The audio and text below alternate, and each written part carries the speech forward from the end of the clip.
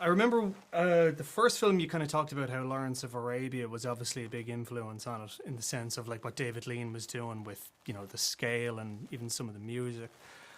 Did that carry over, do you think, to the part two? Or were there any other films that you were, I guess, had It in your did mind? carry over. There's some shots that are directly like homage to Lawrence of Arabia. Lawrence of Arabia was one of the main source of inspiration for Frank Herbert when he rewrote the book. So it's full circle. I had to in some way or the other be in relationship with that movie. Other movies that influence that were I tried to stay away from cinematic references, but I will say that Akira from Otomo was one of the aesthetic influence. Also, I will say that you could see that. There's also The Last Temptation of Christ from Martin Scorsese that I know aesthetically was a strong influence. That's something in that movie that it's a feeling of immersion, a feeling that you just took a time machine and you are part of a reality that happened 2,000 years ago. There's some not the two, but there's something I was struck by how Scorsese was able to depict cultures and behaviors that felt like strangely very accurate and sometimes exotic in some ways that I thought was a pretty strong influence. Yeah, I have to ask, and I didn't get to ask you the first time, so I'll ask it now. Did you get to screen the film to Alejandro Jodorowsky? Did he get to see it? Do you know? I don't know. It's like we have common friends, by the way, and I never met Jodorowsky. And he's an artist that I tremendously respect. And but knowing his world, I don't know if he will have any interest of watching it. Really? So I would be very shy to approach him. Honestly, I would love to meet him. I would love to shake his hands. I have massive admiration for his work. Yeah. But I will not be. I will be very shy to approach him. Wow. No, just because I remember you probably saw the documentary Jodorowsky's Dune, yeah, and he talked about when he went to see fantastic film. It is. This is it. But when he went to see the David Lynch one, and he was like crying in the cinema, I would love to know what he thought of if he saw it. I know there's been I know you've been a little bit. But I would say, his focus would have been so different. I think that if Jodorowsky had made an adaptation of Dune, it would have been a fantastic Jodorowsky movie. Would it have been a great Dune adaptation? I don't know. Because Jodorowsky is like a planet in himself. And his concerns are metaphysics and linked with esotericism, and which are a little bit different from my take on it. So I don't know if you will be interested in my adaptation. I don't think so. I don't know. Give yourself some credit. I think there's a lot of interesting stuff in it. No, I'm not saying there's not interesting, but I'm talking about Jodorowsky's point of view. Sure, yeah. That's a fair point. I know you've been a little bit reticent to confirm or deny anything to do with Dune Messiah or Chapter House Dune or any of the leading on films. I mean, at the time you kind of mentioned, you said like if in 10 years' time you were still working on Dune, it wouldn't have been 10 years wasted. I'm wondering, having gone through everything now with the strike, with COVID, with everything else, do you still want to continue in the world of Dune?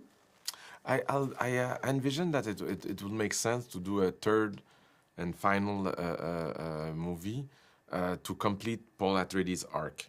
I love Dune Messiah. It's one that I love the first book, and the second one, my favorite book of the whole series.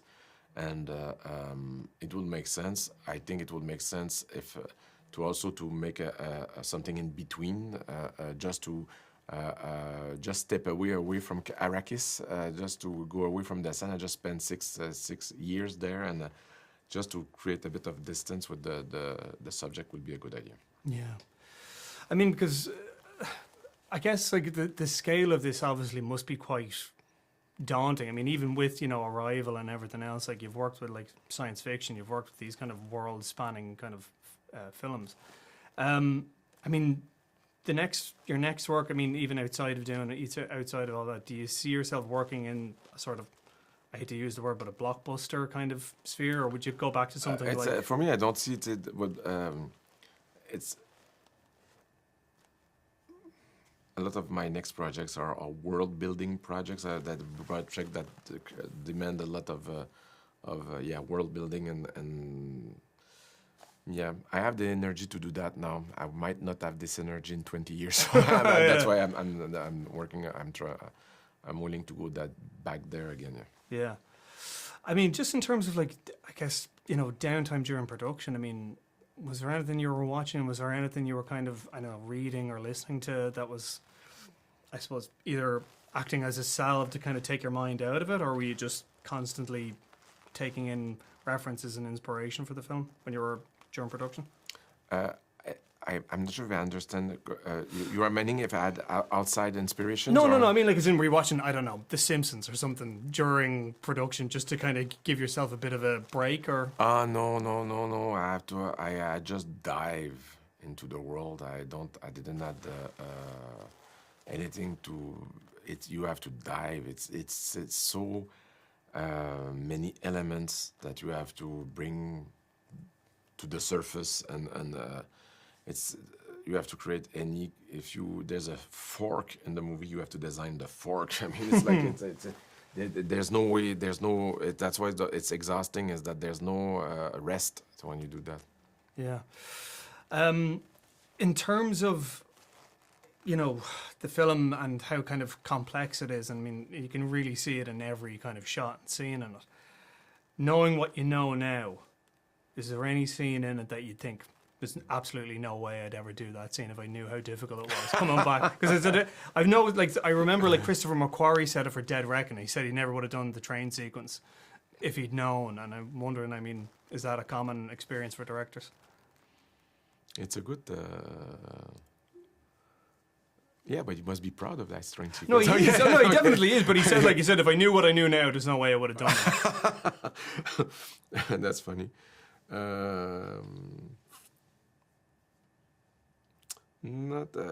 There's no.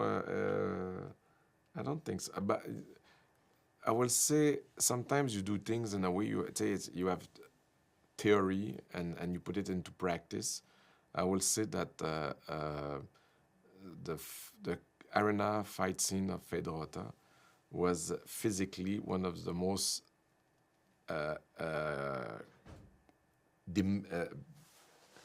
harsh experience. Wow. But for some specific reasons, and I wonder how we could have achieved that other way. But it's just that we technically created a giant microwave to do that. It was like very difficult for the actors. Yeah. Wow, it was just like the physical kind of world. It wasn't necessarily the black and white or anything like that. No. Wow. Okay. I'm wondering. Final question now, because I know I'm kind of tight for time.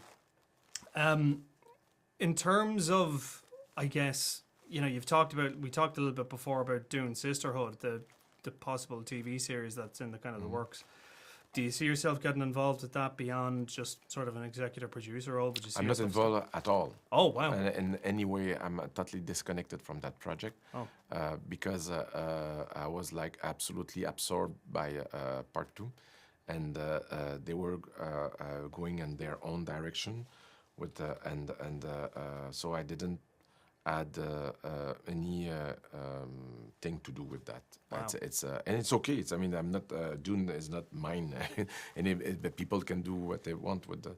But and I'm looking forward to see what they have done. It's exciting to think that people had created something on their own. Yeah. But you don't feel an ownership. You don't feel an ownership to any of this, no? I mean, it's just an ownership in the sense of like you've put your stamp on it, like.